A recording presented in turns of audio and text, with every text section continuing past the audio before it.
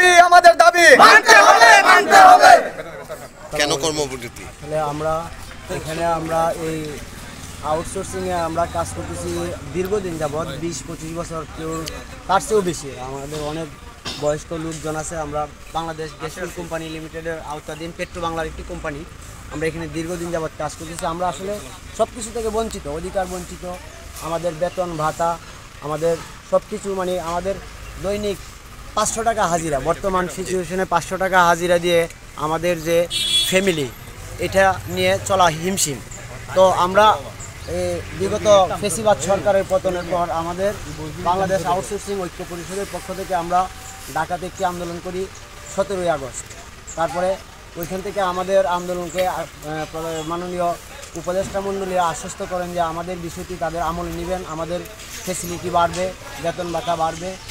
এই সান্ত্বনা দিয়ে আমাদের যে শান্তিপূর্ণ সমাবেশ হয়েছিল, তারা আমাদেরকে ওইখান থেকে আমাদের বিদায় করছে। তারপরে আমরা দফায় দফায় আবার ধারাবাহিকভাবে আমরা 19 অক্টোবর আমরা একটি আন্দোলন করি, যে বাংলাদেশ আউটসোর্সিং কল্যাণ পরিষদের আপনার শান্তিপূর্ণ সমাবেশ করি শাহবাগে। এখানেও আমাদের দাবি, আমাদেরকে বলা হয়েছে আমাদের দাবি দেওয়া মেনে নেওয়া হবে। 15 দিনের সময় নিয়েছিল। 15 দিনের সময় নেওয়ার পর আমরা ওইখান থেকে আন্দোলন স্থগিত করে আমরা চলে আসি। চলে আসার পর আজ পর্যন্ত বর্তমান সরকার আমাদের এই বিষয় তাদের আমলে নেয়নি।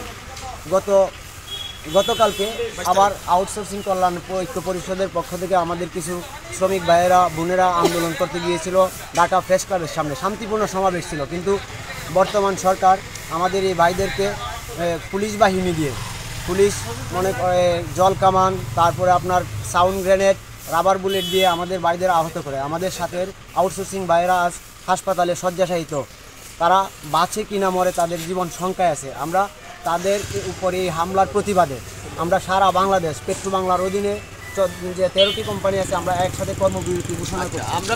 আমরা এটা জানতে চাইছিলাম যে আপনারা কতদিন এই আন্দোলন চালিয়ে যাবেন?